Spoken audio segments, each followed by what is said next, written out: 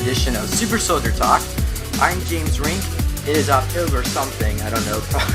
19th. The 19th. Yeah, thank you, Penny. So Penny is on the line with us, and I'm going to bring her in a little bit. She's going to share her experiences about the secret space program.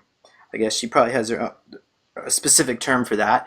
But before we go into that, I've actually been sitting on this story for quite some time. I've been waiting for the right moment to share this, and somebody recently contacted me about his experiences in the Deep Space Fleet, or DSF, and also Mars Defense Force. So what I wanted to do to tie all this in together is to give you a little bit background information about this. Now, if you've listened to the interview with Ilana last month, which is on the Super Soldier Talk archive, I've already shared this information, but I'm going to go ahead and share it again for the audience members who have not listened to that, and also help give some background info. So basically, this is about the secret space program.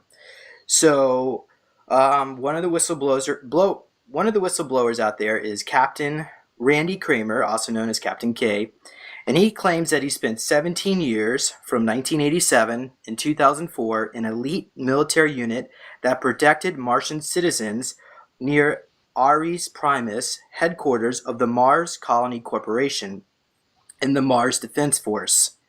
His testimony suggests that NASA is lying that the atmosphere is 96% CO2 with trace amounts of O2, which is 0.15%. So basically, it's unbreathable. According to NASA, the air on Mars is unbreathable. But evidently, that's not true. The air is very breathable, and it's similar to a warm day at an altitude of 8,000 to 9,000 feet on planet Earth. And he doesn't say a warm day could be what, in the middle of winter? I don't know. Maybe summertime? I don't know. I guess it all kind of depends where you are on Mars and where you're on Earth. But 8,000 to 9,000 feet, I'm assuming maybe in a tropical region with thriving animal and plant ecosystems. Maybe Penny can comment about that. Go ahead. It's the air levels of about 8,000 to 9,000 feet, and it's 60 to 70 degrees in the daytime. At night, it gets incredibly cold. You don't want to be out of shelter at night. Okay, and that's probably makes it really difficult for the plant life. But we can go explore a little bit more about that in just a bit. Let me continue on here.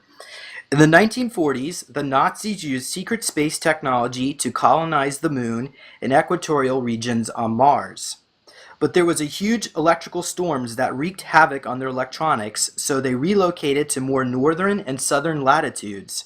Eventually, the Germans settled ancient lava tube systems, but they were not alone. There were fierce territorial battles between insectoid and reptilian races, and maybe there's some other races there too, I don't know. But going on here, in 1952, the Germans were prepared to release advanced technology for public consumption, but the U.S. government instead chose to go into business with them to keep this secret tech for themselves.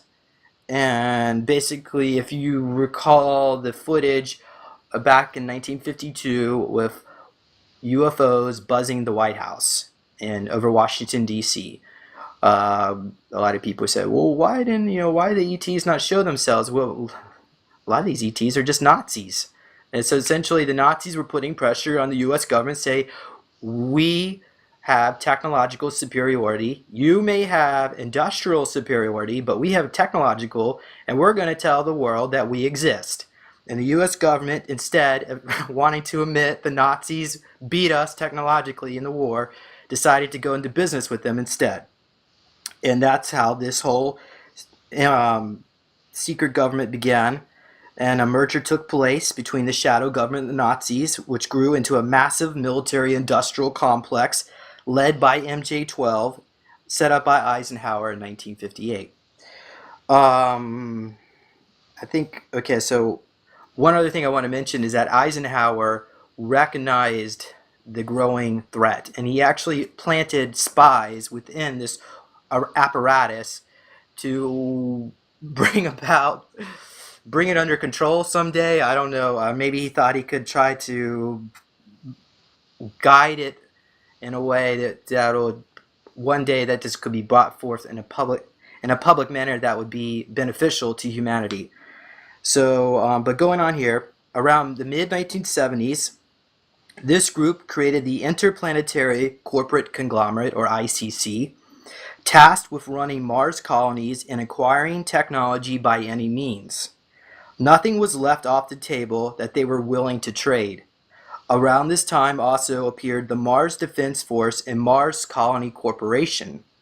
To fund all this, an unofficial black project budget was set up, which was reported to be 1.7 trillion per year between 1998 and 2000. I think most recently that number has grown to 6 trillion US dollars, which totally the U.S. defense budget is just a tiny microcosm of what's really going on out there, and I think that may be why a lot of people feel like they're suffering financially, because so much money is being drained.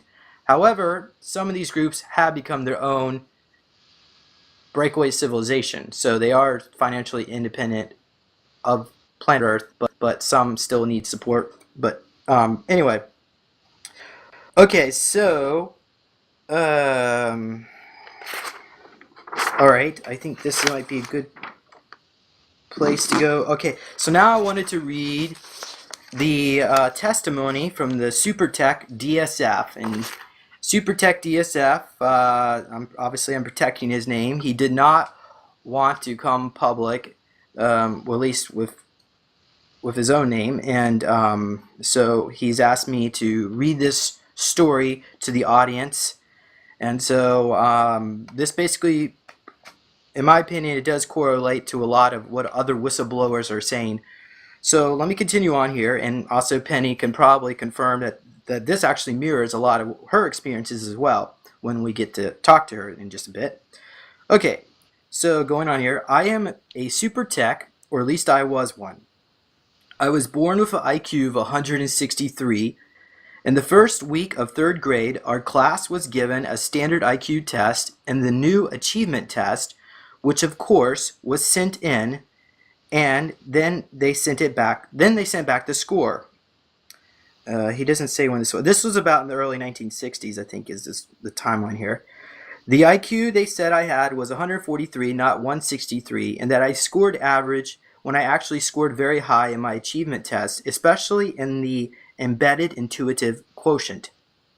In other words, they knew who I was, and they knew I was an empath with a very high troubleshooting and mechanical aptitude, and evidently put some flags that I was selected by this deep space fleet for introduction into the fleet.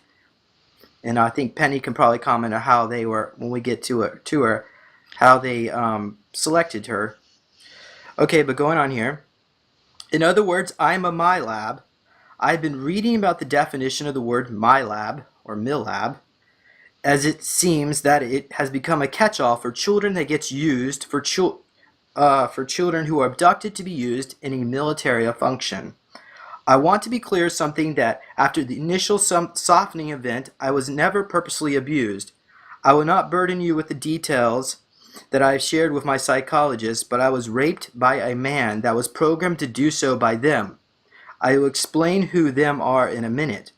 Needless to say, this softening event, they successfully shredded my self-esteem. I think he said he was 9 years old when this took place. It wasn't until my third wife that I finally met the woman that I was looking for, namely someone who had the knowledge and wisdom to see that I had been sexually abused as a child. This is a gift that I can never repay because it started me on the road to healing. On September 11, 2001, like everyone else, I was shocked by the destruction of the World Trade Center. After remembered in June 2003, 40 years later, the suppressed memories were engaged. My eyes were open to see that many truths I had missed. On September 11, 2008, I was watching a TV show about the 9/11 event. Something seemed so familiar about the collapse of the towers because not long before that, they were showing in the news the demolition that was being done in Las Vegas with the synchronized demolition with explosives of an old high-rise gambling casino. I said, my God, the World Trade Towers, they were demolished by explosives. With this realization, a veil was lifted from my eyes. Since then, he says he's had experience. I guess Corey Good helped wake him up. I'm just gonna skip over some of this stuff, so because this is going okay. Um, okay, so he wasn't okay, and then he saw this show, Fringe, on how FBI agent Olivia Dunham, as a child, was part of a secret drug trial which was trying to create super soldiers out of children by stimulating their natural abilities with drugs. That night after watching this, I was sitting on the side of my bed and I started to remember that I was taken as a child and used in the secret space program as a maintenance technician on a deep space starship. I was not trained to be a super soldier, I was trained to be a super tech. By now you may think might be some nutcase, but I assure you I am quite sane. I am an empath and I am someone that can fix anything. The official term is intuitive troubleshooter. Have you heard of that name, Penny? No, Okay. As but Go ahead. my service, I was speaking German, so they would have had another term. Okay. Um, I don't think Supertech DSF mentioned what language he was speaking, but I wouldn't doubt it was probably German, because I think that isn't that where most people speak. What language most people speak? It's either English or German. Okay. All right. So going on here, he said, as Corey said in the interview, Corey Good, that is, he was given about his Milab experience. Have for a long time influenced the educational system in this country so much that they control the creation of standardized aptitude tests they give children. Is that how they found you, Penny? Through No, tests? How did no, they find you? I was genetically altered before I was born, so they've had me all along. Okay. And so obviously it depends on maybe what project you were involved in, and of course they probably monitor your soul energy as well, past lives, and see who you Hmm. were. I wouldn't be surprised. Okay. That's probably how they found me because I have past life memories of being someone they wanted. Okay. Okay. Well, this story is actually taking me a lot longer than I thought it would take. So I'm gonna have to just give you some quick brief notes here. So he says he was taking and this is all going to be on the website. I'll post a link to it, and you can read the rest of it. But he says he was taken to Lunar Operational Center, and he was prepared for induction into the Deep Space Training Academy. Does any of these names ring a bell to you, Penny? No. Okay. Um. He said they reprogrammed on a device called a holographic examination table, or HET.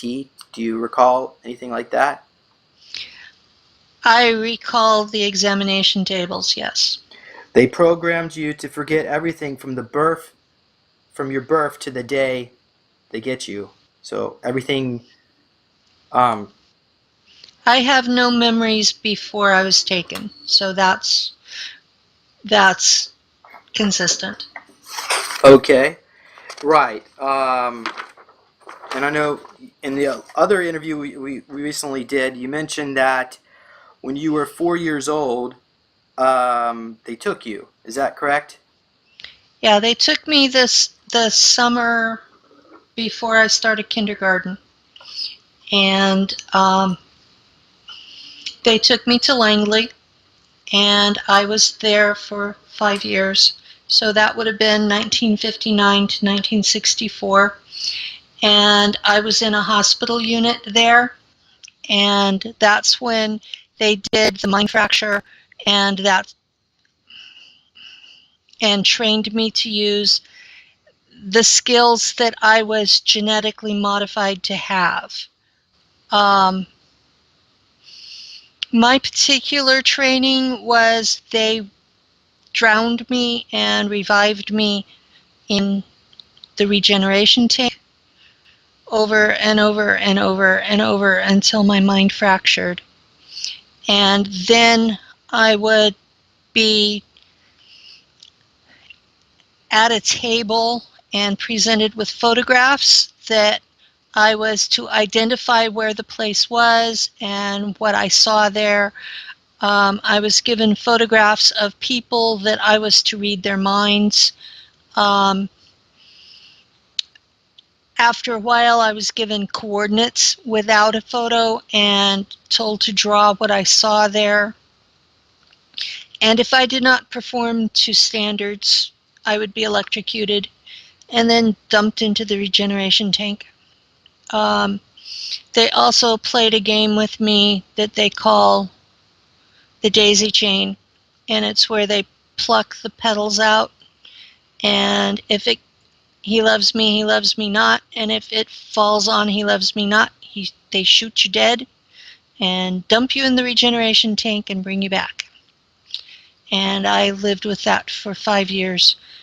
During that time, I was taken several times to Montauk and trained in the chair.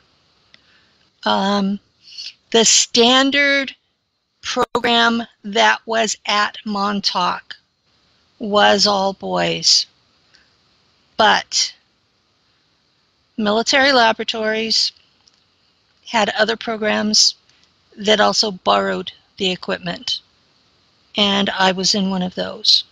When you say equipment, So are you referring to people? um, I'm talking more about the physical equipment there, but yeah, they refer we were, as far as they were concerned, we were properties. Um, I had no more value to them than a lab rat would have to a biologist. Um, they might like me, but this was very early in the stages of mind control, and there was no affection given to the kids. I understand that by the 1980s they were gentler and found out the kids ended up more stable. Um, So they weren't uh, as abusive. they weren't as abusive later on, but at my stage of the game, they were all business, and they didn't care how we turned out as long as we were usable. Do you recall people seeing people in cages? No, hospital we were in hospital rooms, and they were tiny rooms. They kept us isolated from each other. It was almost solitary confinement. The only people you saw were the ones who actually dealt with you during the experiments, and they were very crisp and businesslike. There were occasionally people that would come in and clean the rooms, and they obviously had instructions not to interact with us.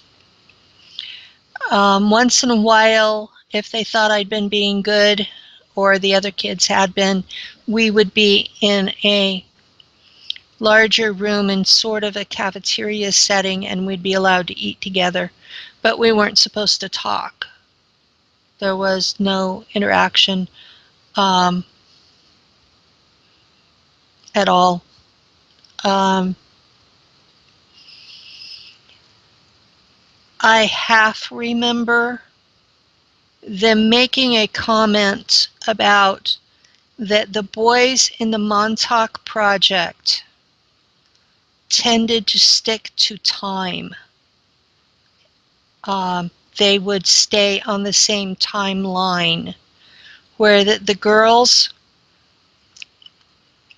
would skip dimensions and go other places with the same equipment. And so that was mentioned, that we did go different places than the boys did. But the chair operated by your own psychic abilities. It and so it was what was in you, not where they could program it to a vibration, but what you did with your own brain, your own abilities would move it. Okay. Well, I want to mention that some people at Montauk claim that they have the use created the ability to cause them to shapeshift from a boy to a female sex, and they would use them in sexual rituals like that. Do you recall anything in that manner? Did they ever convert I you into a rem- boy? And I know that when I was a preteen, that I wanted to be a boy. It felt like I was in the wrong body. But as far as what they did to me to create that feeling, I don't know. right, it's probably better not to explore those memories. Otherwise, your what sanity you may have may fall apart more. I've had some pretty bad flashbacks. Hmm? So um, Do you recall waterboarding I procedures? recall I recall having my head dumped into a wash tub full of water. It was much simpler than waterboarding. But I was only 4 years old when they took me. I was a toddler. I mean, these people were doing this to a small child. And did you have any psychic abilities at that age that made you a target, you think? I think that I was genetically programmed. I've had regression hypnosis, and I know that I was part of a program to produce humans that could survive the terraforming that's going on. And so they basically injected enough reptilian DNA that I basically have three parents. My two human parents and a third one that's reptilian, and I do not know what race. So I have a lot of abilities that are behind a wall. If I get really angry or really scared, I can access them, but under normal circumstances, I can't. Um, Things like frying electronics, even at a distance. Um, I can do healing at a distance, so I can probably kill with that ability.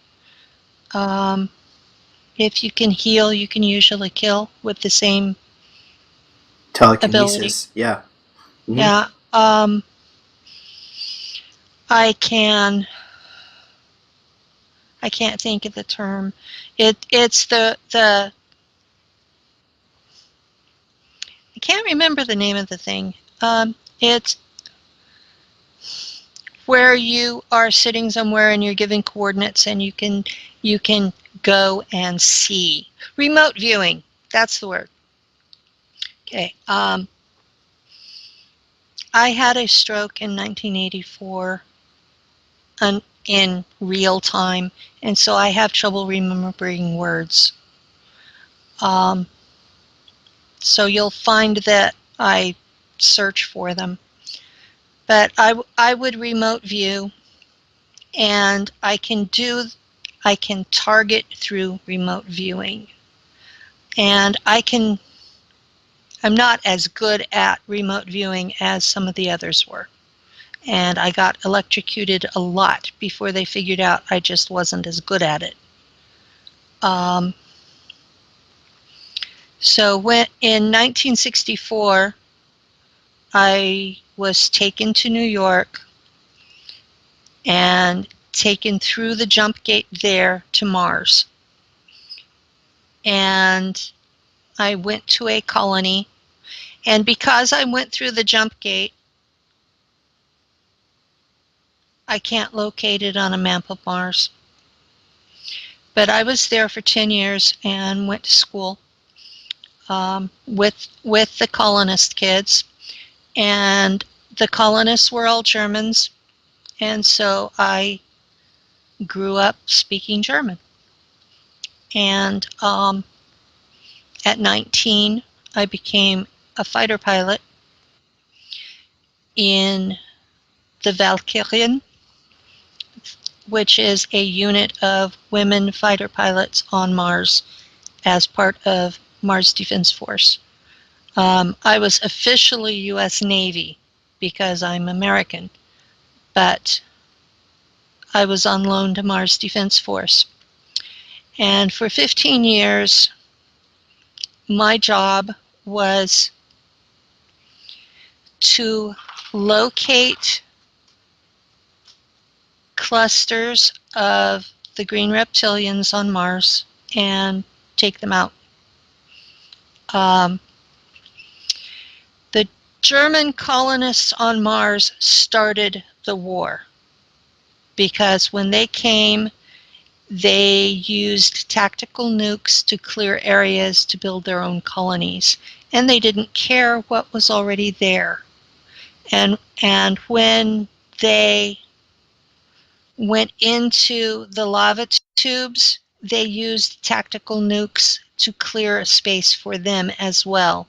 And so the other races on Mars have been fighting what they consider a defensive war ever since. So the German colonists started this. But the green reptilians were already eating the native humans as their favorite food and started eating the colonists after that. It got pretty nasty for a while. There have been some major battles where lots of humans were killed. There were sandstorms that would build up so much static charge that the lightning strikes would hit Phobos. If you were above ground, the storms were basically an EMP and would take out all your electronics, which is why most of the colonies are now underground, far enough to protect from the static. There is an ecology. There are alpha dracs that are there, and the Germans are in alliance with them, which automatically made everybody else our enemies. There are the green reptilians. They're about 7 foot tall and they're green. They have large heads. Some of them have tails, some of them don't. Their claws are sharp enough that they can gut a human with one swipe. They're highly intelligent. They just don't have the same level of technology that humans do. That's our advantage over them right now, is that we have more tech than they do. Why do you think that's the case, considering that we're new to this space race? I'm surely they've Because been on Mars for a long time, longer than we have. there's an underground race. Corey Good calls them Agarthans. They've called themselves all sorts of things through history. They've lied to humans on an ongoing basis. And so I'm not even sure that's what they're really called. They sound to me like what the Sumerian tablets call the Igigi, which would be a Anunnaki human hybrid that went underground at the time of the flood. But they have a lot of technology that they gave the Tula Society, and the Germans are in alliance with the Alpha Dracs, who also gave them technology. So they were given a lot of stuff between 1900 and 1930, and so that gave them basically a 100-year jump on everybody else. And that's how they were able to get to Mars in the first place. From my understanding, they've been on Mars since the early 1950s. The Germans have. By the time I was sent there in 1964, they had a almost self-supporting colony on Mars, and that's with schools. And that's where I was. Um, they teach science a whole lot different than they do here too. But So essentially, the Nazis moved to Antarctica in '44, and then from there they started colonizing the Moon and Mars. So by yeah, 1963, and that's were well established.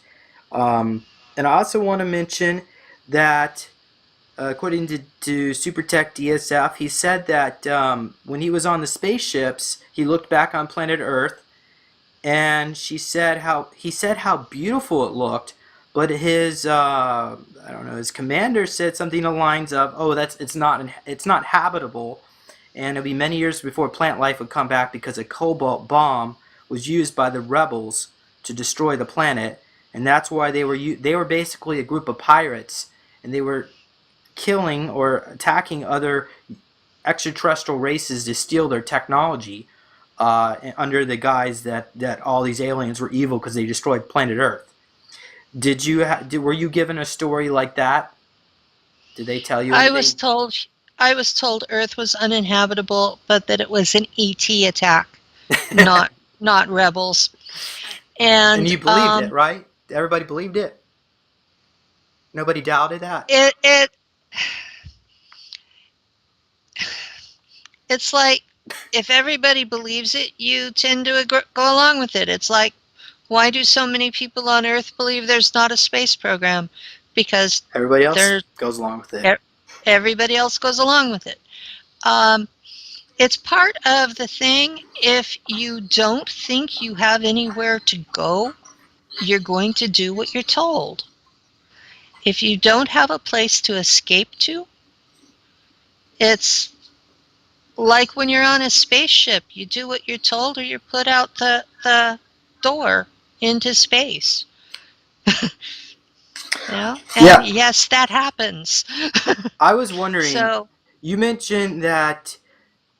Okay, so some of these humans were killed. Now, if some of these people were on loan, I guess this is what the 20 and back or 30 and back program where they spend 20 or 30 years and age regress and sent back in time. So what happens if some of these individuals get killed when they're supposedly on loan? well, if they can find their brain and it's intact enough to have memories, they can dump you in the regeneration tank and bring you back. How much of the brain do you think they would need to regenerate you? Most of the white matter. So it's the part on the outside. Um, it needs to be at least half of both hemispheres. And how And old could the flesh be before it's unusable or unrecoverable? well, we were told if we found human brains to bring them back and let the meds figure out. Yeah. Um, but I saw people come back after a week. So, um, Hmm. yeah. I mean, theoretically, they could also time travel back in time and get the bodies, and then, right? I mean, they have time travel Um, back. they they can do lots of things. They can go back in time and pull you out. If um, I understand, that's what they did with the Battle of the Blender. That was that they went back in time and pulled people out so that the reptilians didn't kill them. But they do a lot of things, and I wasn't privy to all of it. Um, I know that if you die while you're on a 20 and back and they cannot recover you, say for instance, the green reptilians ate you and they couldn't get get a lock on you to bring you back first. Then back when you were taken, you would just disappear and there would be no trace of you and people would be left wondering what happened. That would be more like somebody was so obnoxious they got shoved out the airlock, which they've done to people. Have you ever done that to people? If I did, I don't remember. Okay. Okay, after I was 35, it was what? What would it be on real time? So this was after when you were in the Valkyrie? Yes. Okay. I was in the Valkyrie, and At the end of the term of that. at the end of the term, that would be, it would be about 1990 in real time. I was transferred to what Corey Good calls Dark Fleet. And I was a navigator on a transport ship. And I was a lieutenant, which was the highest rank a non-German could have.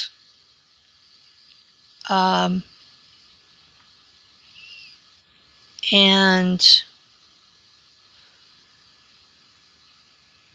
the officers tended to be aggressive with each other, and higher ranking officers would be really aggressive with lower ranking officers.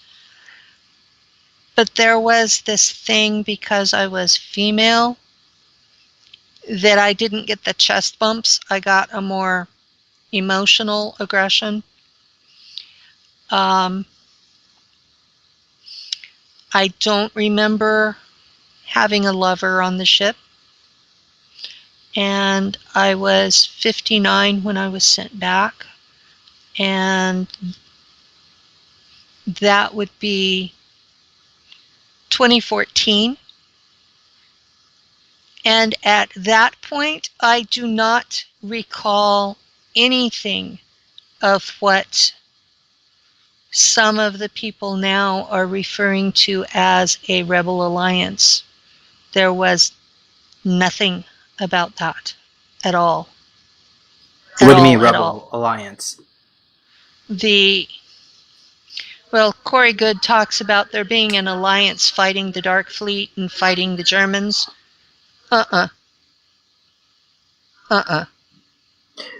So you're suggesting that Corey Good might be giving out disinfo, or his sources are maybe not intentionally. I don't think Corey would do that intentionally. I'm saying that I was there in 2014 and I had no knowledge of such a thing. Okay. So go ahead. That's simple grounds. I have no knowledge of it. If it was happening, it was not being spoken of in Dark Fleet. Now, as a navigator, I would have been on bridge when it came through. Can you explain? No, you mentioned earlier that the highest level, I guess, a U.S. I don't really call it citizen was allowed to get within this apparatus was a lieutenant rank. Is that because I'm assuming the Germans were the only one who could become the higher ranking officers? Is that correct? The Germans ran everything I experienced, and they maintained control by maintaining the higher ranks. Do they ever show racism or any kind of prejudice, considering that you weren't? What? I don't know. Maybe you have German background, but did they show racism if maybe they recruited a black person, or maybe they didn't recruit black people? I don't know. What's your thoughts on that? Did you ever see anything going on like that? Among the officers, there was a lot of racism. I don't remember ever seeing a dark-skinned person as an officer. Even on Mars, were there any dark skin? Even on Mars. There were dark skin among the slaves, Oh, okay. but not in the officers. Now, my friend recently remote viewed Adolf Hitler, and he said that he was on a spaceship and he's wearing a general's uniform with a bunch of insignias, and he looks about 30 years old. Do you think there could be some truth to that? They didn't let anybody get older than 35. There's a setting on the regeneration tank for age. And that's actually how they age regress you, is they set it back to the age when you were kidnapped. So if the real Hitler is still alive and not a clone, it's very possible. Okay. And do you think there is damage done to your DNA when they do this age regression issue? Because I know Alana has said that she has a lot of autoimmunity issues, and I think Penny, you've also said that you had some health issues as well. What do you think is going on with that? When they do the age regression and send you home, there are DNA issues, and because you're not being regenerated when you come home, about 20 years after you come back, you start getting sick, and it gets worse and worse and worse over time. And especially when you get to the age you were when you were sent back, you suddenly have a lot of problems. My doctor has actually said that he has no idea why I'm still alive, much less functioning as well as I do, because of the health issues. He doesn't know about age regression sickness, so he has labeled mine mixed connective tissue disorder. And that's because the original diagnosis was systemic lupus, and I wasn't dead in 2000, so they changed the diagnosis because it looks like systemic lupus. So go ahead. And with mine, I'm at the endocrine system failure, which if it were lupus, I should be dead right now. Because I've been in this stage since the 90s. So what do you theorize is causing the age regression sickness? What do you think is causing it? I think the regeneration tank technology has flaws. And that because when you're in service, they do it to you regularly. Anytime you get injured, anytime you get sick, anytime that you start looking too old, because they keep you at prime operating condition while you're in the service. So you're in this tank at least once a week. And when you get home, you're not. So when you get home, you get all the effects of all the times you were in it and the chemicals that were used on you, because when you're in the field, you have all these chemicals that you take every day, and it destroys your liver. So when you're back at base, you're in the tank to repair your liver. Otherwise, you'll die. And once you come home, you're not in the tank once a week. All right. And I think it's a flaw of the technology. Okay, what I like to do is I want to read another paragraph here. What Supertech DSF described what he saw, and you probably this actually correlates to what you're saying. He said all the abductees or inductees were told to strip, and we marched down a long cold hall to Okay, so I'm not quite sure what he's saying here. Okay, all of us were approximately 8 years old, but varied in height.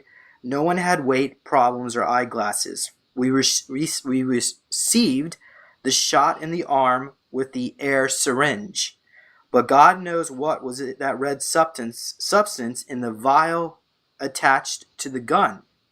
During my stay at the academy, I received a shot and body scan once a week, every Sunday morning after mess. I guess it means mess hall. Upon arriving at the academy, I was given a complete body scan on the HET, and I was given a baseline IQ test. They told me my baseline IQ score was 163, and when I graduated from the academy, it elevated 100 points to 263. One Sunday, I asked the nurse what was in the red vial. She didn't tell me, and she just smiled because there were cameras and mics everywhere, even in the bathrooms and showers. After the weekly holographic scan, she whispered in my ears as she helped me off the table. She said, "It makes you smarter." This means that my IQ increased 10 points a year during the 10 years at the academy. In many ways, every point was needed because I remember doing differential calculus at the age of 10. So, what do you think of that? Did they give you the red vial drugs? I was in a different training system than he was. Um, at Langley, I was injected with something every day, and I was in the regeneration tank at least a couple of times a week. When I was in Shula school on Mars, I was treated like one of their kids. And then whenever I was a fighter pilot, it was basically the military style. But because I had been in the program so long, I was never sent to basic training like he describes. I know that when I was tested before my stroke, when I was in school, after coming back, I tested at a 153 IQ. After the stroke, I tested at 135. And I've recovered most of it. But I did calculus at 19. I was really good at math. Do you recall what your IQ score was while you were on Mars? No. That I still don't have full memory. Okay. Well, okay. Let me read this. Actually, this is by the way, HET is the holographic examination table. Yeah. Yes. Go ahead. You're going to say something? I do know that while I was on Mars, I was basically the same IQ as everyone there. So. Okay, this is what I want to read. Okay, so while he was on Mars, they introduced a false memory of being a product of genetic engineering. In other words, they told me that I was a test tube baby and had no parents. In this elaborate programming, I remember that when I was 5 years old, they told me that I was genetically bred to serve in the deep space fleet as a maintenance technician. So detailed was this memory implant that I remembered growing up in an orphanage with other test tube babies. When I was 4 months old, I was taken to Mars to the Deep Space Training Academy to start my training. Now, did they do any memory overlays with you like that? I don't remember anything from my Earth life before I came back. So, this is Kazoo. Hello. So I guess, maybe they have something to share. Maybe your cat's been on Mars too with you. I don't know. My cat tends to be very supportive when she feels me anxious. Okay. All right.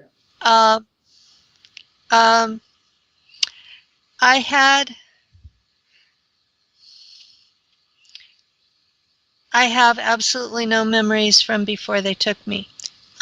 I know that my first Earth memory after coming back was telling my kindergarten teacher that Martians had left me on the doorstep, and my Earth mother beating the holy crap out of me, screaming at me, "I gave birth to you, you're mine."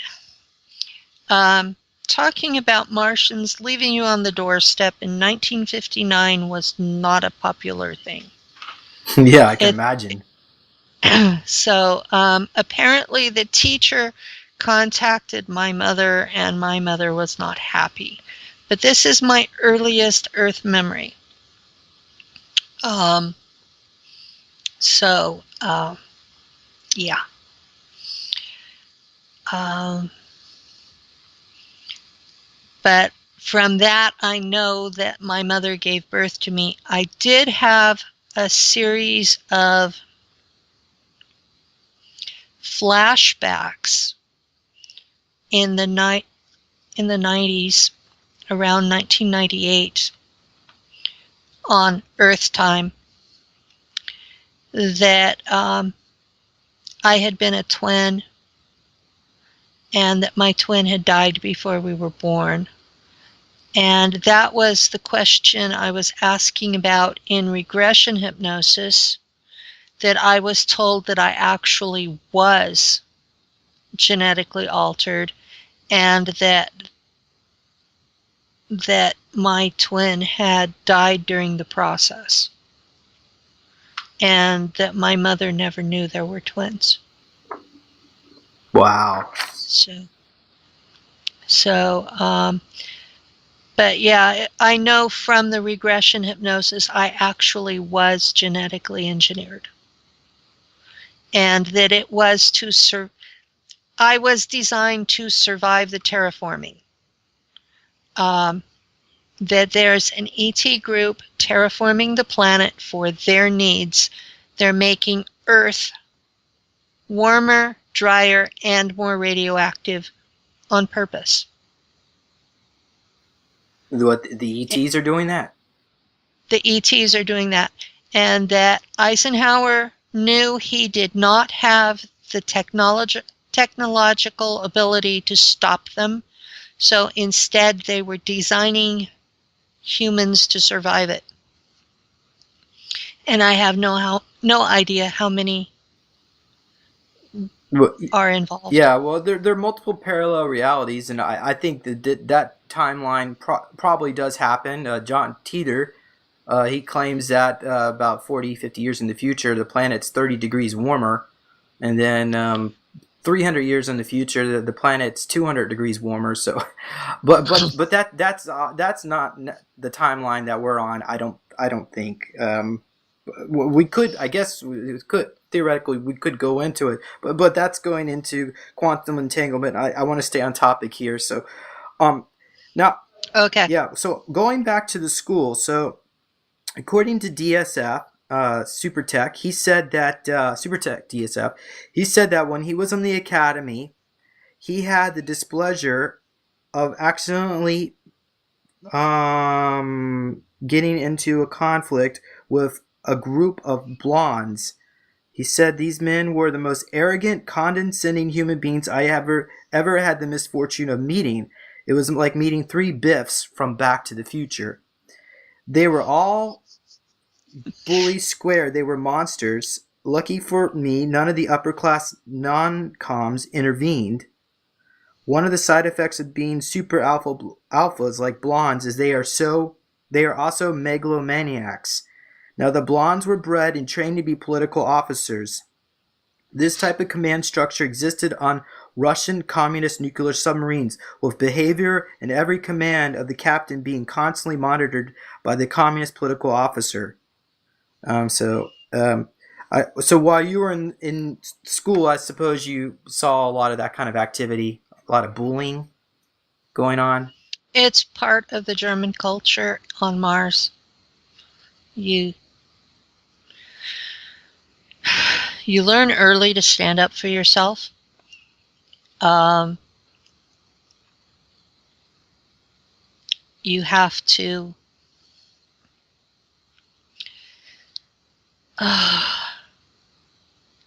it's an aggressive culture.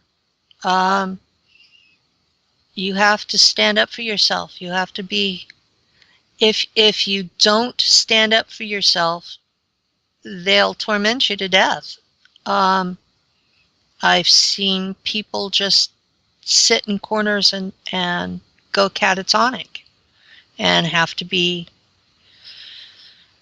dumped in the regen tank. Um, Because the abuse was so horrible towards each other. um, it's the way the culture is. It's very. They have an attitude of they're surrounded by enemies and you have to be strong enough to survive. And so where Americans would reach a point where that they would stop the bully, the Germans don't. They expect the kids to stop the bully. And eventually you do. But it takes a while to get there. And the bullying is almost encouraged. And I didn't have a parent figure to take up for me. In some ways, I was considered like an orphan. It was like we were in,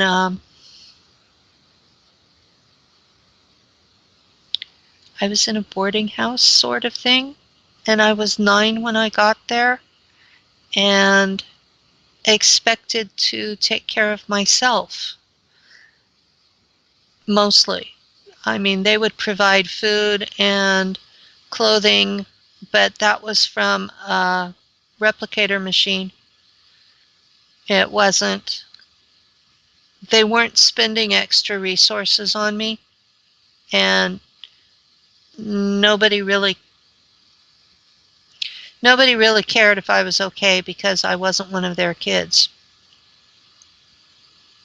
Um, they knew I had been damaged before I got in there, that I had abilities that their kids didn't, and They were there were, jealous.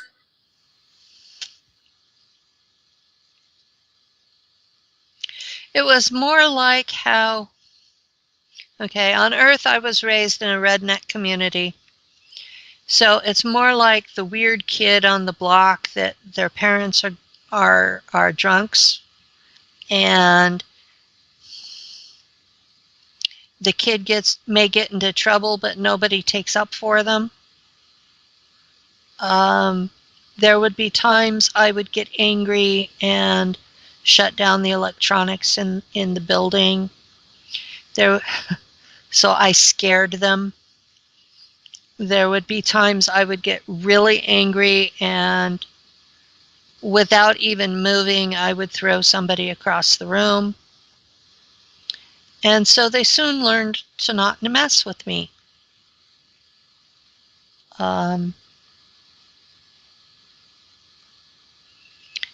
And I have memories. Actually, I should probably call them flashbacks of a battle that I have no context for it, so I have no idea if it was while I was in school or while I was a pilot. But I have flashbacks of the green reptilians battering down a wall and coming through and killing people, and the flashbacks are so intense that I can smell the blood. And I was so scared, I built some sort of a barrier around me and the people I was with that protected us.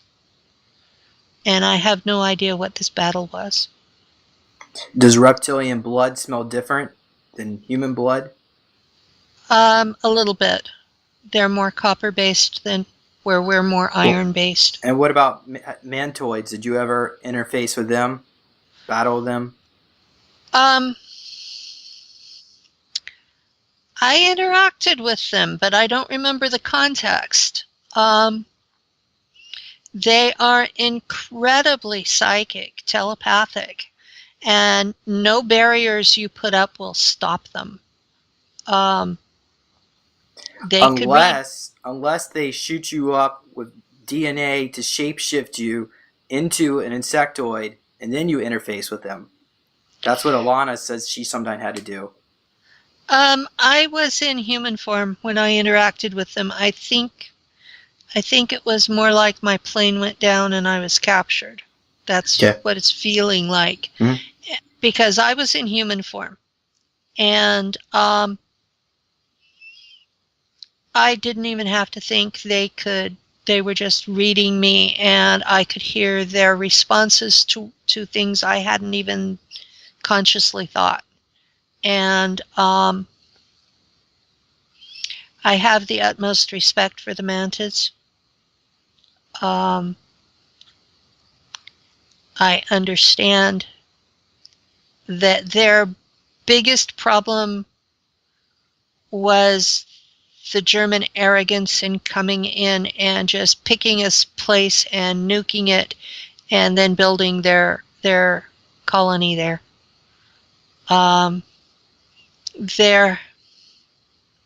About the time I left as a pilot, there was a peace treaty of some sort to stop some of the wars, but I understand that it's failed.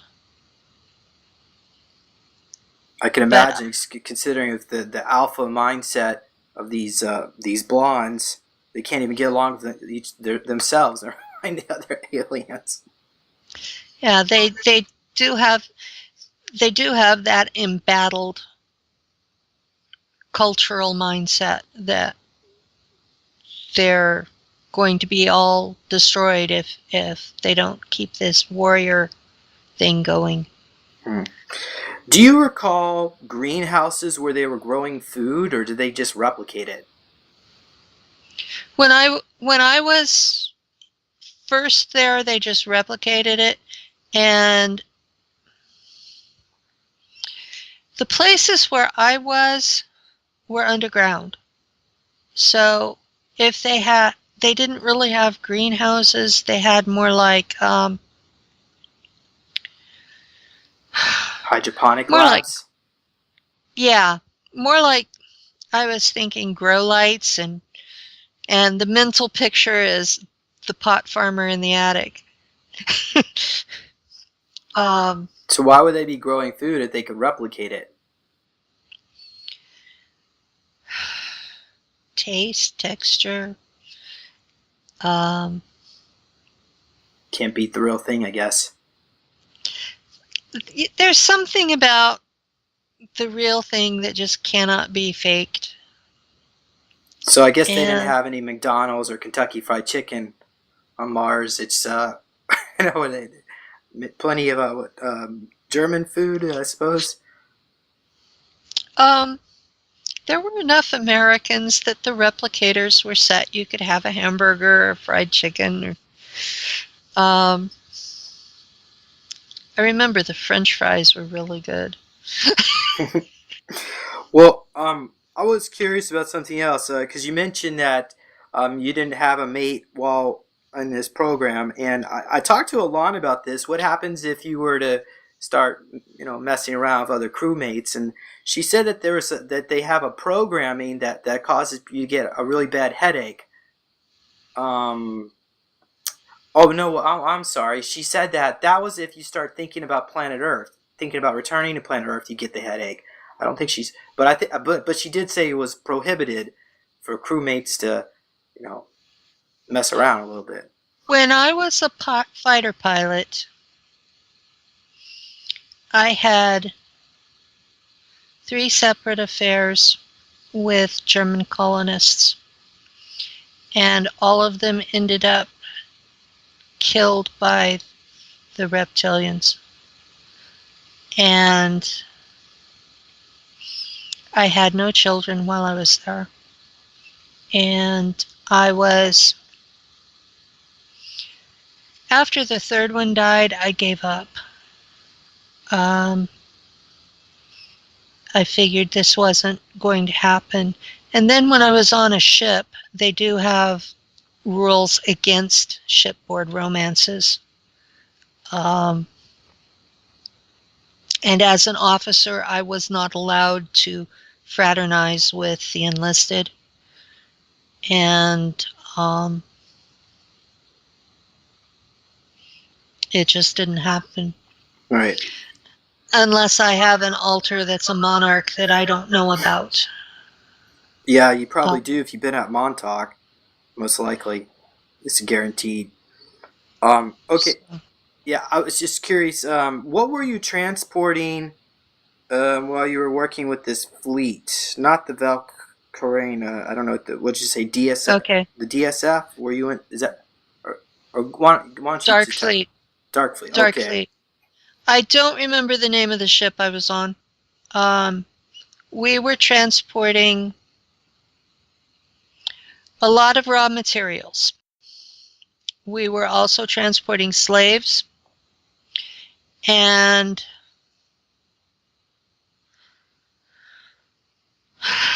a product.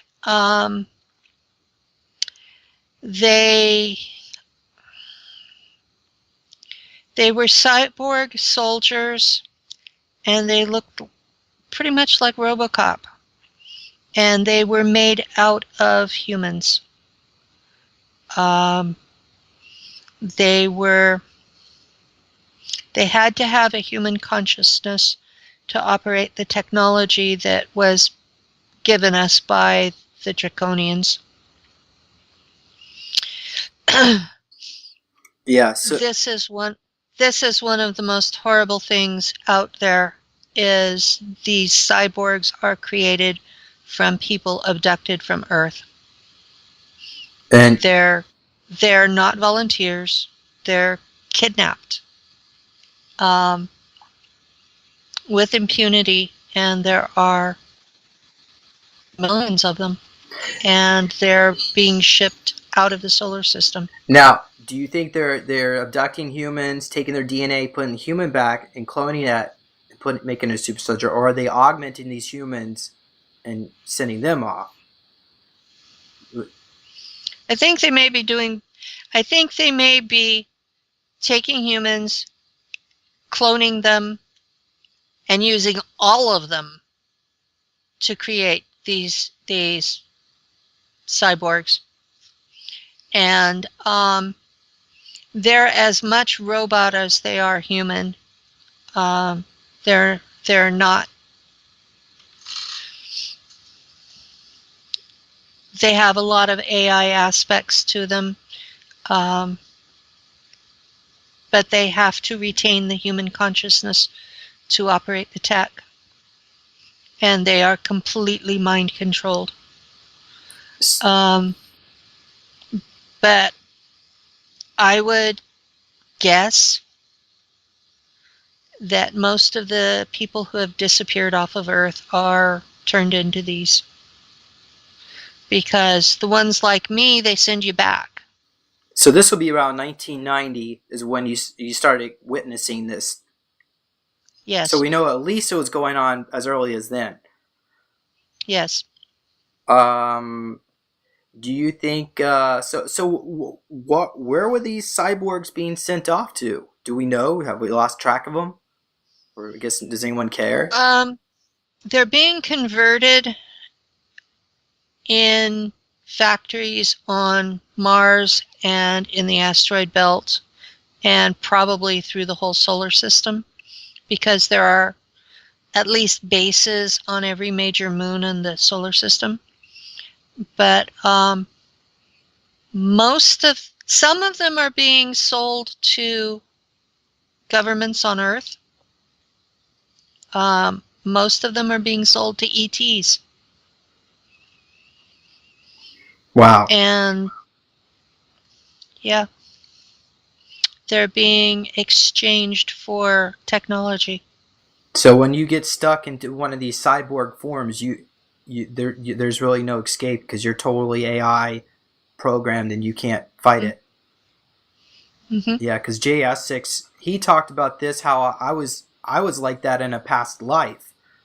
I had the experience. I was like a commander, but I couldn't fight the program. I actually was sent off on missions to exterminate people, and I didn't want to do it, but I had to do it anyway because I was totally controlled. Um, so I guess this has probably been going on for a very long time. Okay, can you explain the difference between the dark fleet and the deep space fleet, or is there a difference? If you're aware There's of it. not a difference. Okay. What about the ROM fleet? Are you familiar with that term? No. Thomas occasionally uses that term. Okay. Um, Hmm? I don't have full memory from my Dark Fleet days. And something that a lot of us that I've talked to have in common is that the faces of the people that we interacted with are blank in our memories.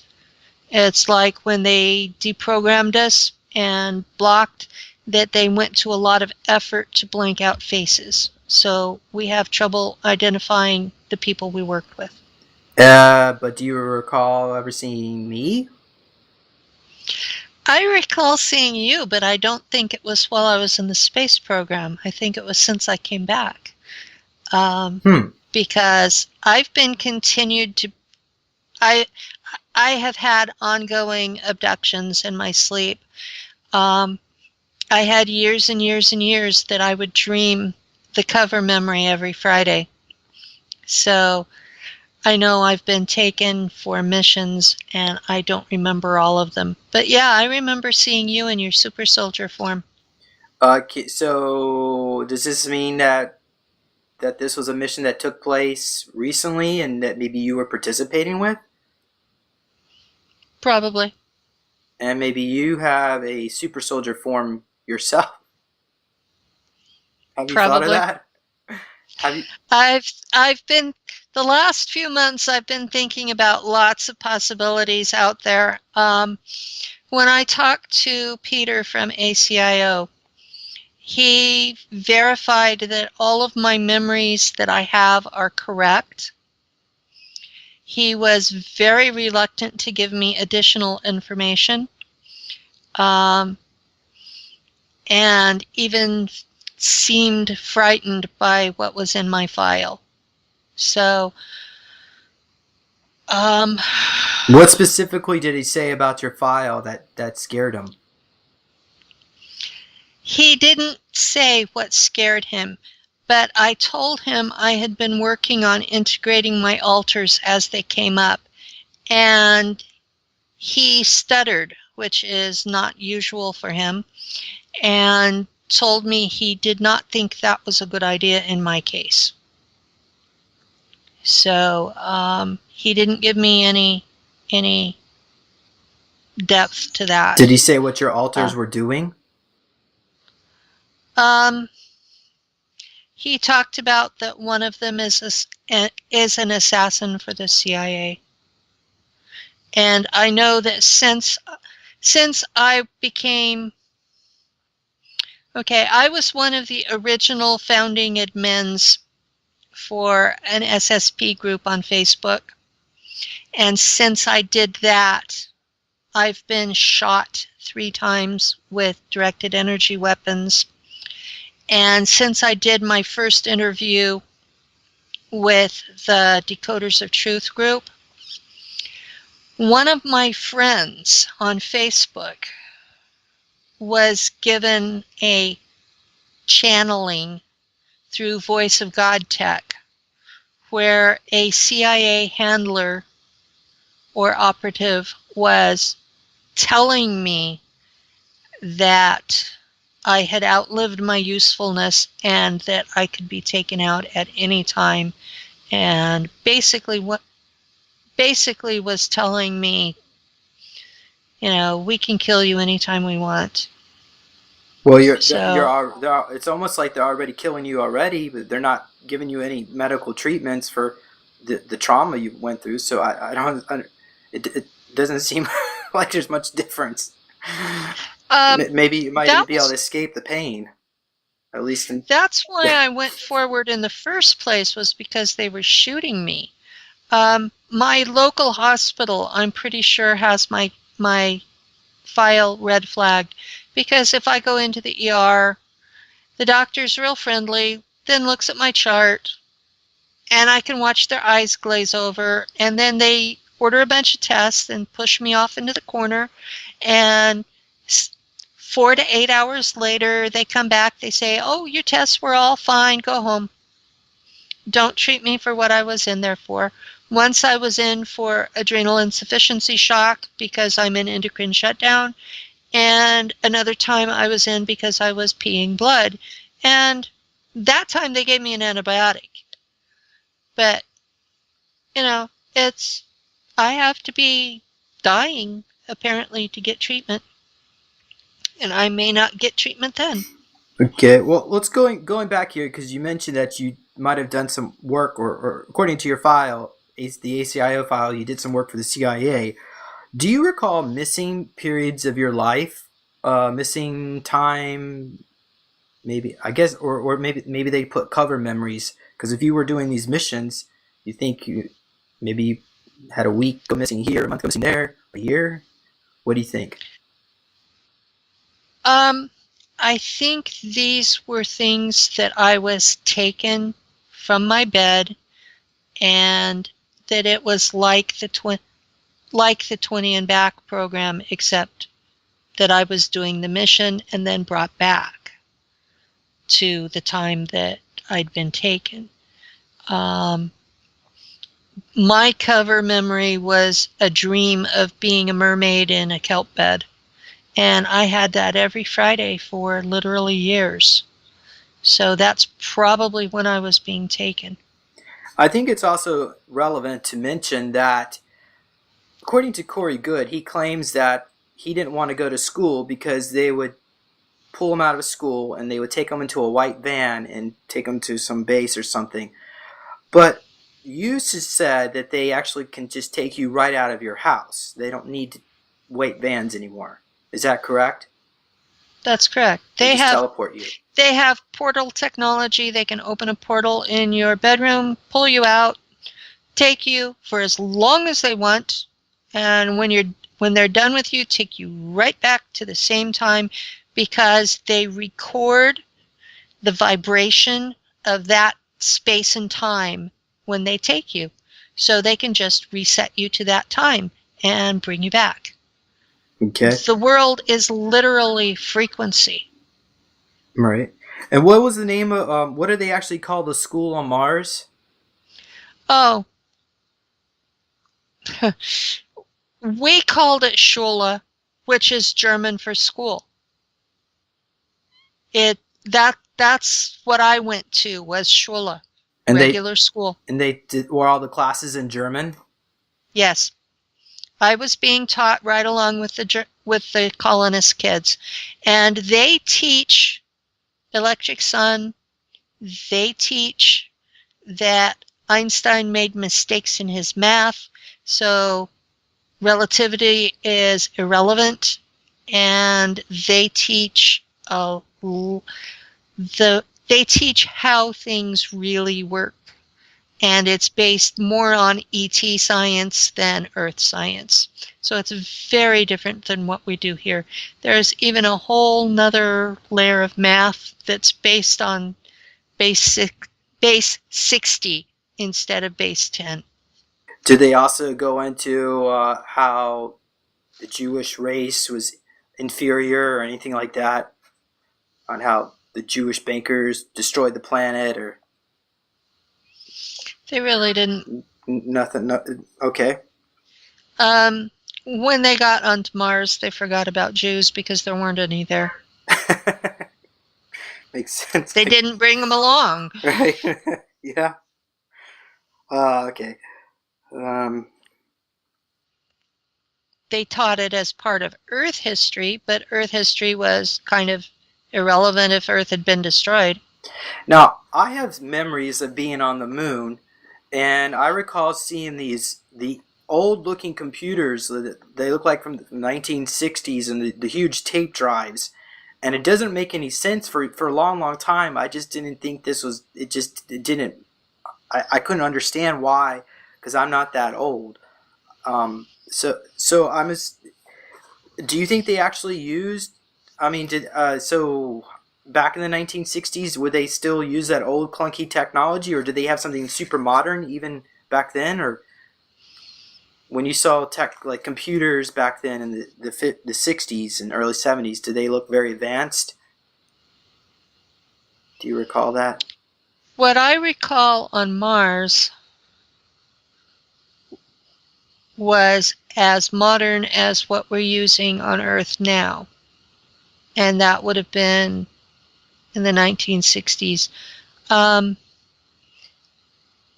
the moon bases were set up first. And these people are very conservative about changing out things.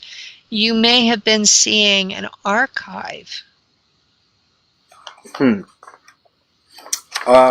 Well, Because they're anal retentive about archiving things. that makes a lot of sense, actually. And do you have any memories of being on the moon or No. Lunar Operations Command? I think it's actually called the technical No, term. I have no memories of being on the moon. I do have memories of being on a ship on Mars and on a ship and someplace that's really fuzzy while I was being processed to be sent back. And it feels like a medical center. What do you think is going on Mars now?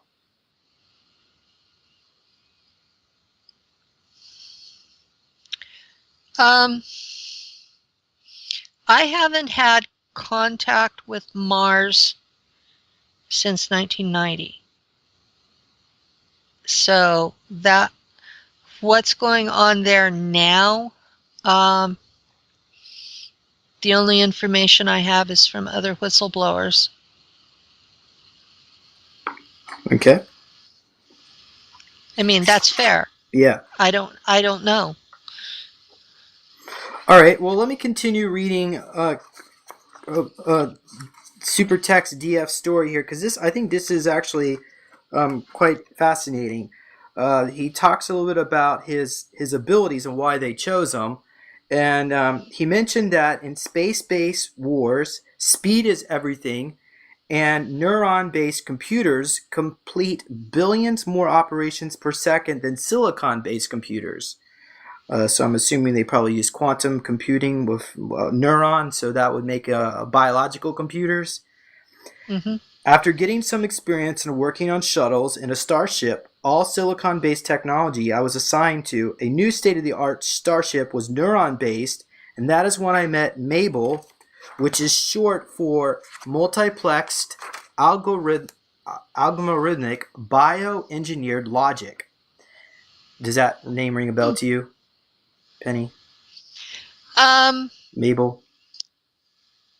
The neurology-based computing system rings a bell. Okay. Um, I think the ships are actually biological based. At least some of them, the ET ships. Yeah. So some of the ET ships are biological based, and we did interact with those people. I was on one of the older cigar-shaped ships, so. And that was after you were in the Valkyrie, 1994. Yeah. Okay. It was in Dark Fleet. I was in an older cigar shape, and it was a 100-person crew. How long was that? Do you reckon?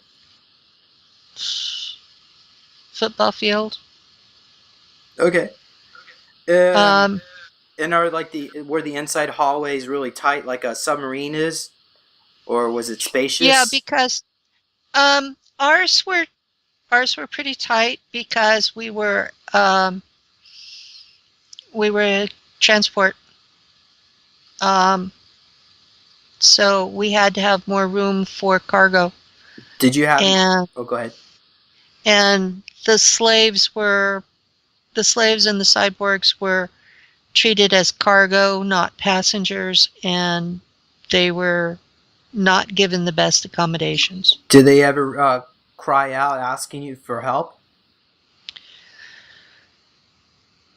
Because I was a bridge officer, I didn't have a lot of interaction with them. Um, so I could pretend that it wasn't happening. But when I did interact, they did ask for help, some of them. Did Um, they tell an uh, address? Say, can you please contact my family on Earth? I would, most of them spoke English, and at that point I had forgotten most of my English. So it was a language barrier, which was probably why they had me speaking German in the first place. Wow. But occasionally there would be one that would speak enough German to be able to ask for help, and they'd ask about Earth, and I'd tell them Earth is dead. I guess. All right. Well, that's what. That's what we believed. Yeah. Earth is dead. Okay. All right. So going on here, I'm going to continue on here. In 1963, when I was drafted, the deep space scientists were working on a bio-based controls, and Mabel was a major breakthrough.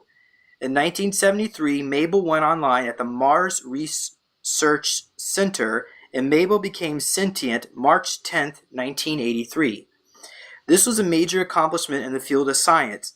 It was felt that when and if Mabel went sentient, that an empath could communicate with her without physical interface, and they also believed that an empathic starship captain could receive complex sensor data and respond instantly.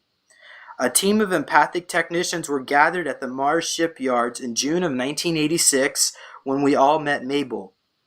We were all highly experienced starship technicians from all over the fleet, and besides being intuitive troubleshooters, we all had the rank of chief. Before we got there, Mabel had been installed on the starship and had been communicating with by the head of engineering, Commander Gray, who I served under. Does that name ring a bell, Commander Gray? No. I served under my last ship. Commander Gray was one of the finest officer I've ever worked with. In fact, he was like a father to me, and he introduced me to Mabel. The experience of talking telepathically to Mabel was amazing and was a highlight of my service in the DSF. One of the things that I am starting to remember is that the DSF was created to steal technology from other ET civilizations. To be absolutely Yes. clear, the DSF was a fleet of techno pirates. Instead, we Yeah. were told that we were attacking the rebel alliance that poisoned the Earth atmosphere, that we were at war with the rebels. And maybe, but if that's the case, then didn't you question where all these cyborgs were coming from? If you told Earth was destroyed, did you not think where are these slaves coming from? The mind control is so thick. You pretty much just. I knew there were colonies all over the whole solar system, and we were told that Earth was dead.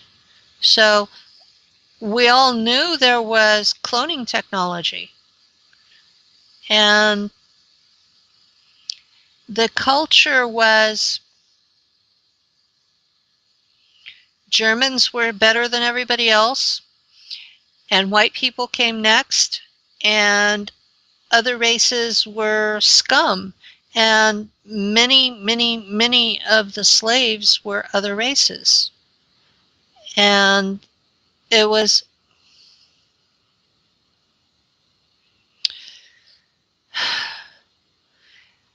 the me now cringes at the whole thing. And I've had a lot of issues dealing with the guilt of my participation. Well, is your family supportive of you? My family doesn't know about any of this. I've tried talking to my youngest child, who is 32, and he doesn't want to know.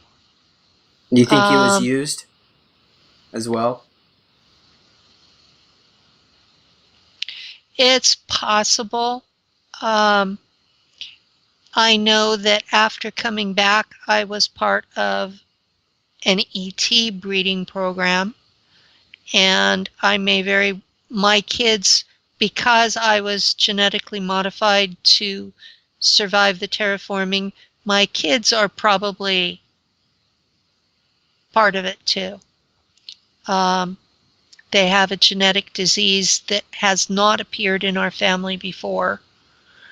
Um, so it's reasonable to expect that it came from military labs, um, or from me being in the tank so many times. Uh, Do you think the U.S. government or the cabal here on planet Earth got some special, the technology in exchange for these cyborgs, these kidnapped people converted into cyborgs? when you're dealing with ETs, there's no money involved. It's barter. And if that's what they were looking for, the ETs would give what the Germans were looking for. And the Germans were looking for tech. Hmm. You would think these extraterrestrials would have a higher level of, I don't know, humanity, I suppose, a respect for humanity more so than the Germans did. But I guess maybe they just don't care either about life. If you're a 3D physical being, then you're at a certain spiritual level. That's what I've gathered. Um, that they may have more tech, but they're not any more spiritual than humans are. Yeah. In my opinion, the ETs all have an agenda of their own, and a lot of them, their agenda regarding humans is, we apparently have something unique in our DNA that they want.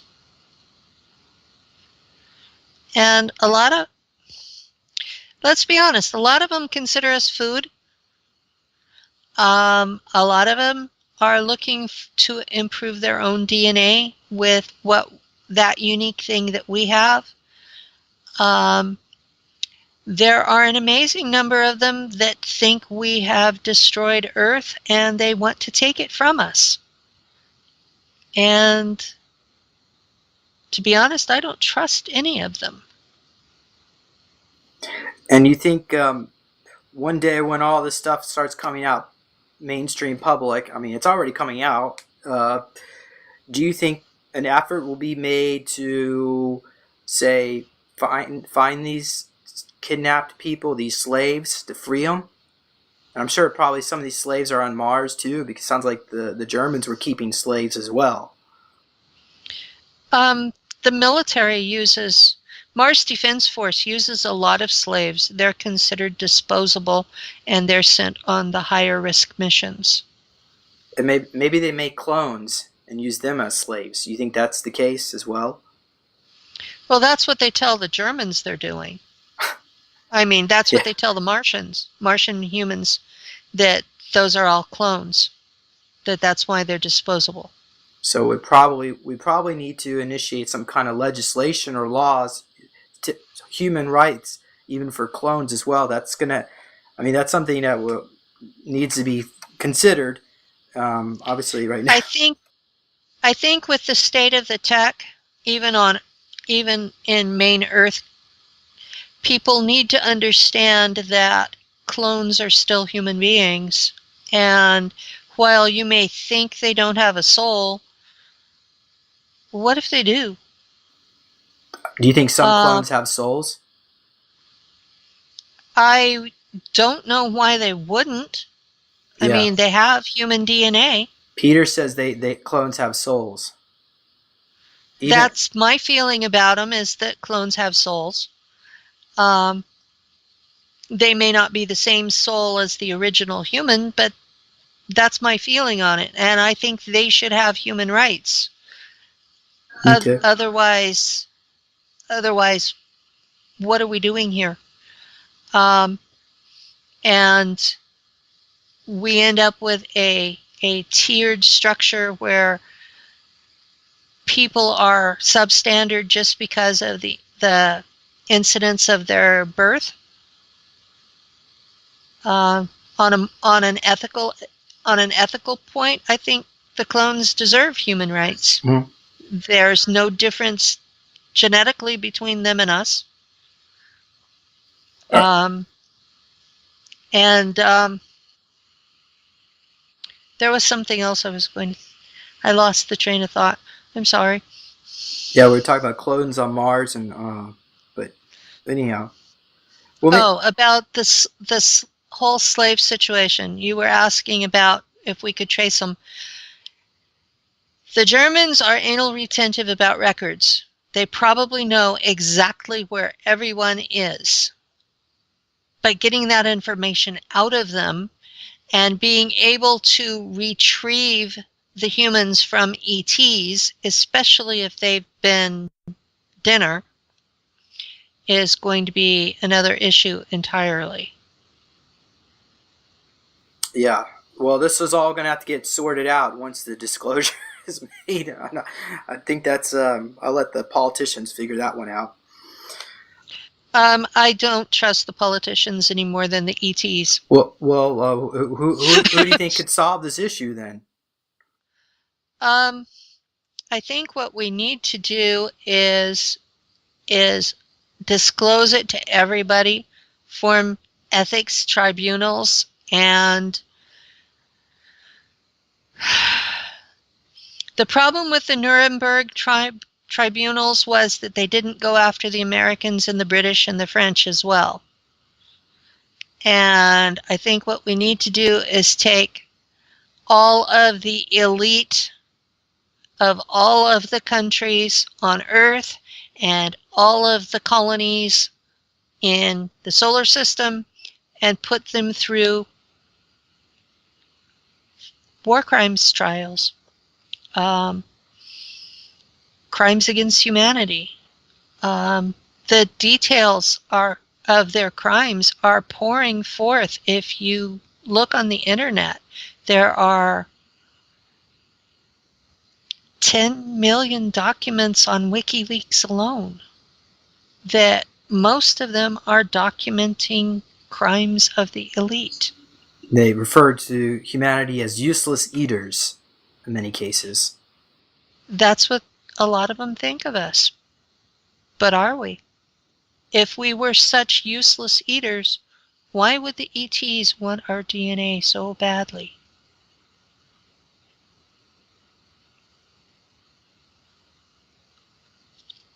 We're Yeah. more than we think we are. All right. Well, let me finish this last part for you to conclude this, because we've been talking for a while, and all right. So this basically explains how this ended or how DSF was sent back to planet Earth. He said that when he was 38, he was told that he needed to go to Mars for a refresher course at the Academy.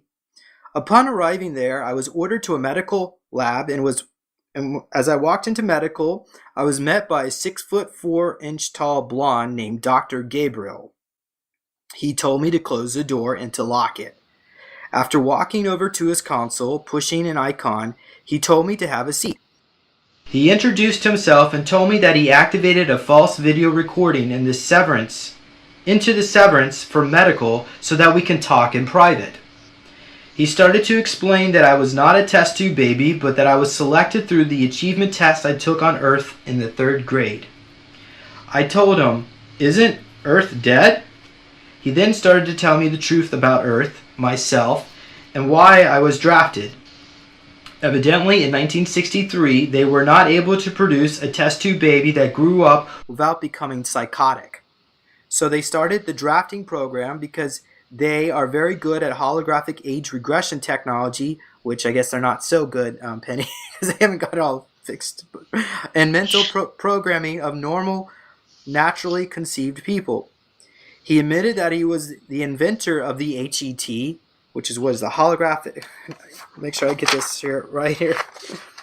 What did I say it was? The holographic something? Do you remember? The table. Yeah, okay, yeah, that's right. Okay, the table. And the application of the HET program to program minds to perform the holographic age regression procedure. I asked him why he was telling me all this. He said that not all blondes are evil. Or maybe all Nazis. Okay, not all are evil, and then some. By the way, did they wear Nazi swastikas on their uniforms, or was that not? No. Okay, so they don't really refer themselves as Nazis.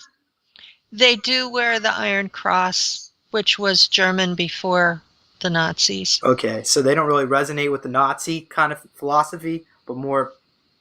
They're more German, Teutonic. Okay. All right. They still have some of the Nazi philosophies, but they're more Teutonic. Well, did you ever see any swastikas anywhere in any of the facilities or uniforms? Yes. Okay. In the facilities, not so much on the uniforms. All right.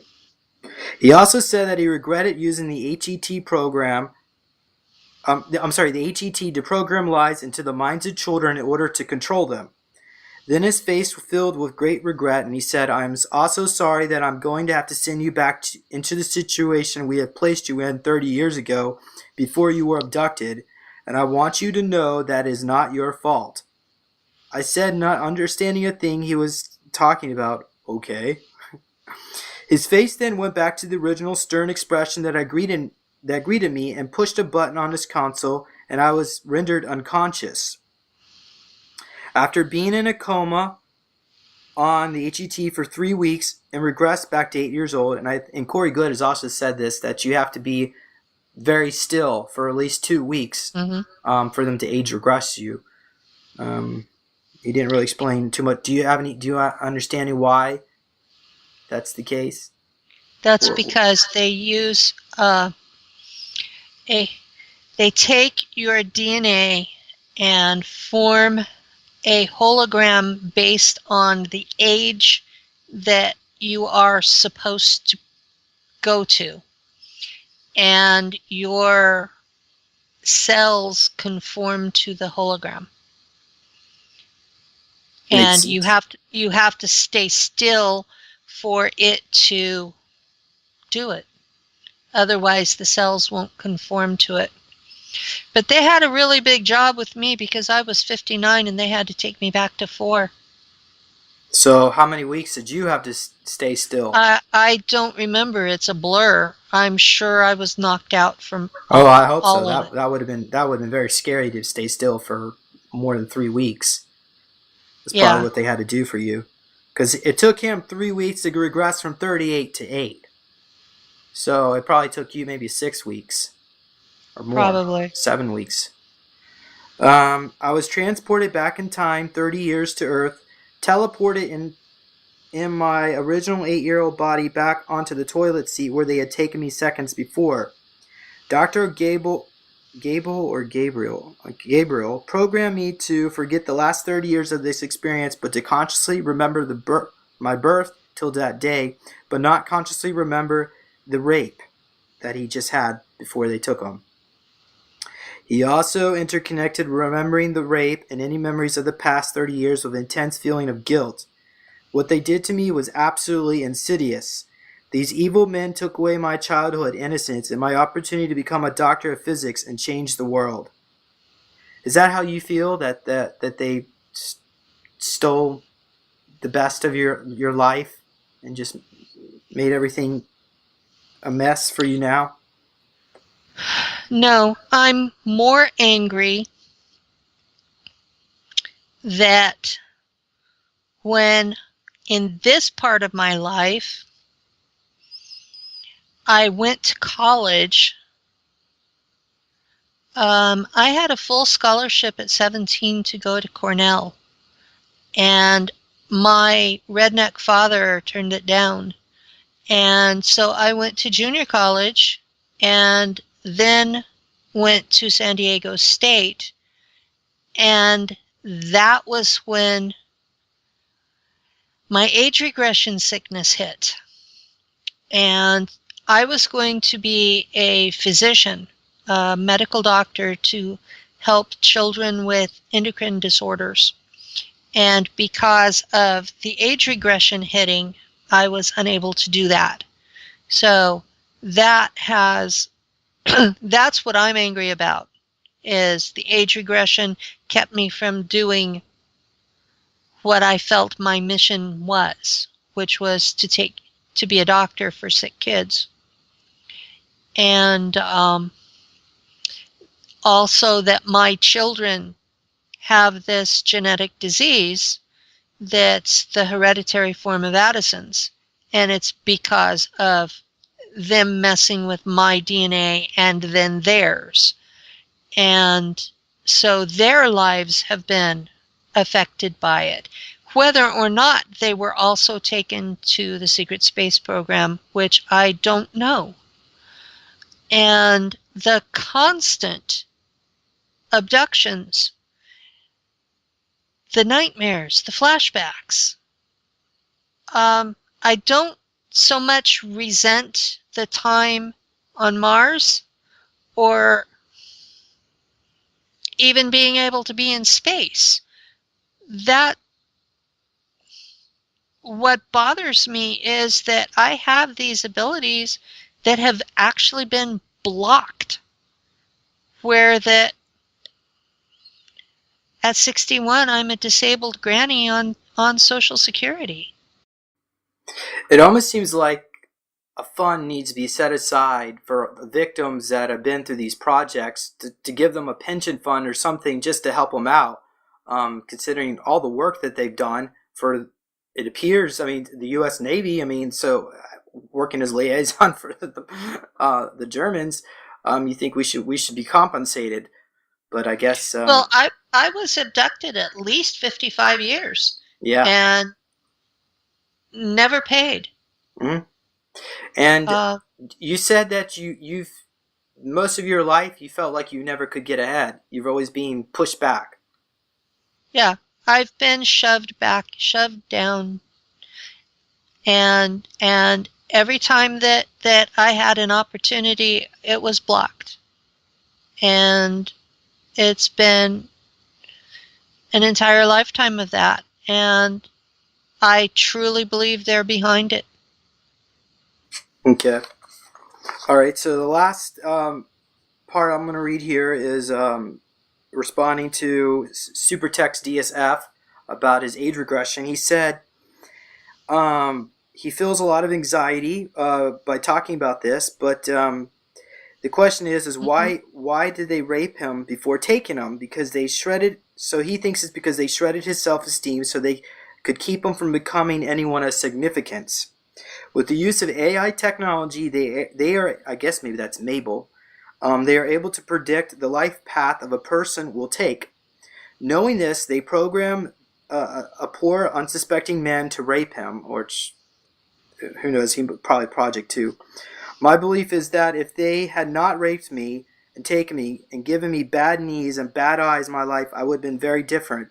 I also believe they did not like the effect I would have had on the timeline they wanted, so they modified me to prevent me from developing my full abilities and take the world down a different timeline than they wanted. I don't care if anyone believes a word I say, because like many us Milab children, such as Corey Good and I, we have no physical evidence except through regression therapy. These memories are as clear to me as when I went to professional Major League Baseball park for the first time with my dad. I can remember the smell of the popcorn, hot dogs, and freshly cut manicured field.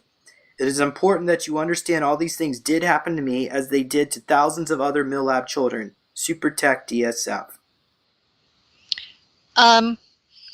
They have a separate program that operates through tech similar to Montauk.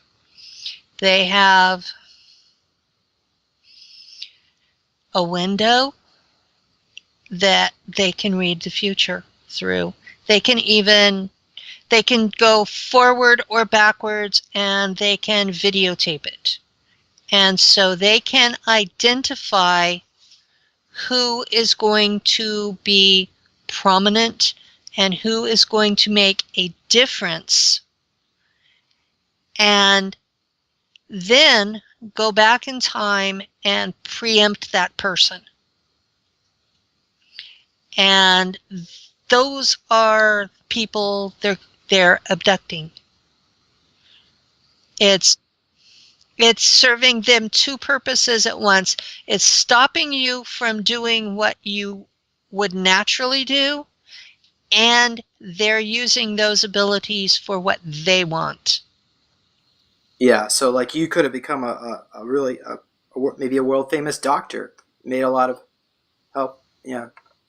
Instead, I guess the Germans got a hold of you instead. Okay, well, that's all the questions I have. Is there anything else you would like to share to the audience that we didn't go over that you feel is important to share at this time?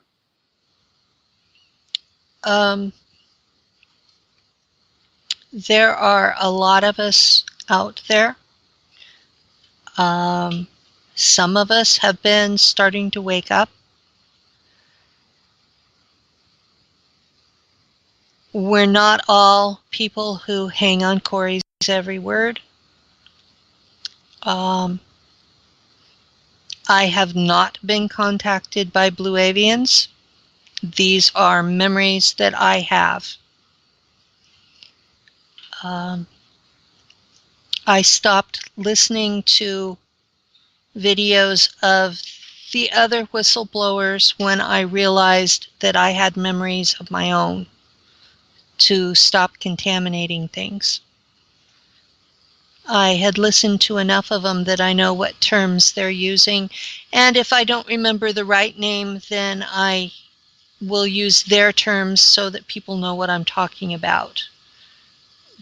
But I was really there.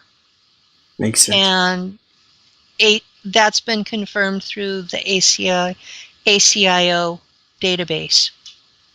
And do you have a book or a website to share? Not at this time. Okay. Or a movie deal? No, I basically just came forward because I was being shot.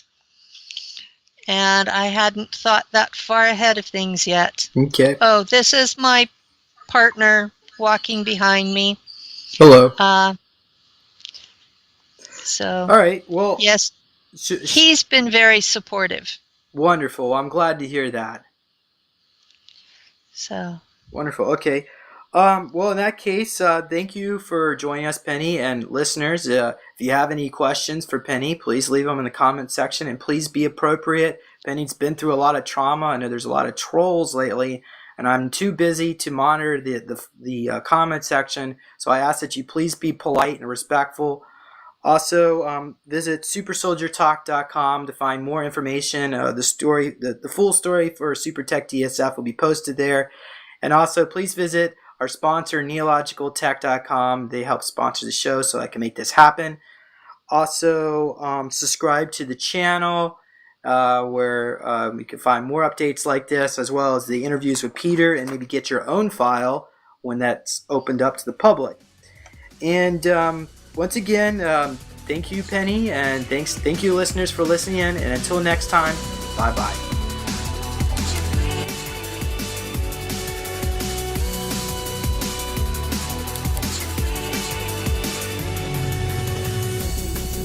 Please consider supporting Super Soldier Talk by purchasing your own Neo Meditation device.